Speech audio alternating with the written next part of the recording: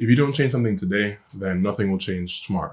You're going to still feel stuck next week. You're going to be in the same place next month. And you're going to look back a year from now and realize that you're still no closer to achieving your goals. This video is what I wish I could have told myself a year ago.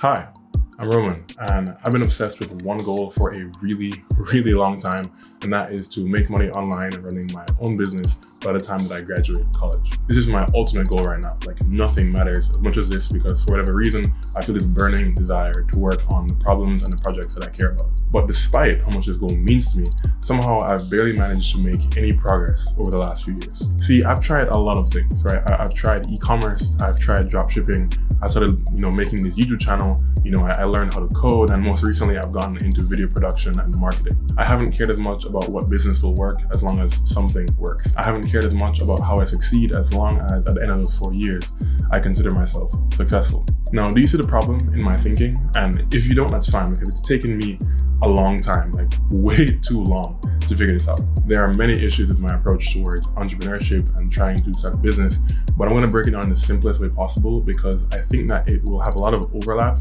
with your life and maybe the goals that you're struggling to achieve as well. Now, last month I spent winter break back home with my family in Jamaica, and it was great, but I also have a really hard time relaxing when I feel like the timer is still ticking down on my goal.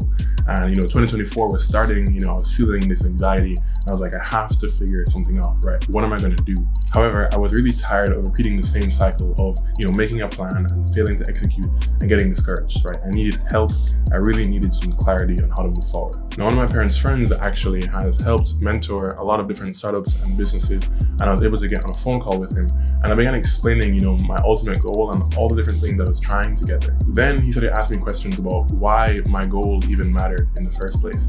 He was asking me why I was doing all the things that I was doing. Now, I wasn't expecting those questions, and when I thought about it, I really couldn't provide a reason, right? I couldn't provide a clear why as to what I was doing, right? The only thing I could come up with was that I wanted to work for myself. And that kind of showed me that I was really just obsessed with success, right? The end result, the top of the mountain.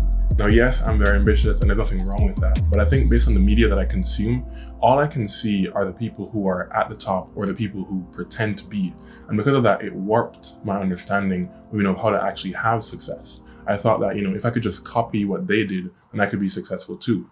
And from someone who actually tried it, I promise you it does not work that way. It's not that straightforward. In fact, that's honestly one of the reasons I created this channel, was to share my honest experience. And since I've been so focused on trying to find the best path to success, which doesn't exist, whenever obstacles come, and they will, I didn't know how to overcome them. You see, that phone call actually helped to shift my attention to realize that the problem wasn't that I lacked the perfect business strategy, but that I lacked an actual understanding of my purpose, the reason why I was doing what I was doing.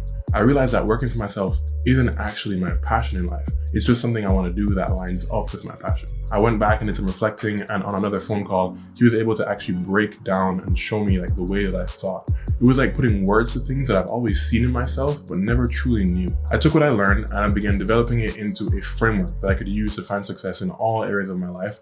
And I've been applying it for the last few weeks, and it's been extremely helpful. This is really what I wish I could have told myself a year ago, because the steps to success are actually really simple, but having faith in them is very difficult. The first thing I had to do was forget about success. I need to become obsessed with growth. I just need to keep refining. I just need to keep improving. I just need to keep getting better. And that takes a lot of pressure off, actually, because I can see that there's nothing wrong with me. I don't need to become somebody else, because as humans, we aren't designed to be perfect. We aren't designed to be successful. We're designed to learn, to improve, and to grow. Growth is the ultimate measure of success. The most successful companies and people don't see themselves as having reached the top of a mountain. They're obsessed with growth. They're just trying to get to the next level. They're trying to outdo their competitors. Businesses say that, our revenue has grown X% in this year. Companies are pouring millions of dollars just into research and development so that they can just keep getting better and better. Growth is so important because there's no standing still in life. You're either growing or you're shrinking. Growth is actually very difficult, because the second part of this framework that I've learned is that you can't have growth without discipline. Because get this, in many ways, growth is out of your control, but your consistency is absolutely within your control. You have to be ruthless about getting done what needs to get done. You have to be willing to keep persevering day after day. A runner becomes a winner because they kept taking steps until they got what they wanted. Getting the most important, the most critical task done every day will determine whether or not you grow. And I've seen that being busy is not the same thing as being disciplined, because I would say I'm a very busy person, and yet I actually get so little done. It's been extremely hard for me to have consistency and to stay disciplined when I don't really know what direction to go in, when I don't have confidence in what I'm doing. And so I can't be disciplined because I don't have focus, which is the third part of this framework. It's the third thing that I've learned. If you don't have clarity on what direction you're trying to go in, you're going to keep wandering around, burning energy and not making any progress. Or you're going to feel overwhelmed and not move at all. And I've done both a lot. For most of my time trying to start businesses, I've failed to identify, the critical tasks that need to get done. Specifically, for example, it's identifying, a target customer and a very specific need that I can meet. I listened to a great book last summer on business strategy, and the first chapter is called We Will Specialize. Because if you fail to specialize, if you fail to focus your business, then you will fail to build expertise, you will fail to win clients, and you will fail to grow your business. But this is where everything comes together. So far, I've explained that success requires growth requires discipline, and discipline requires focus. But in order to have a narrow focus, you have to understand your why.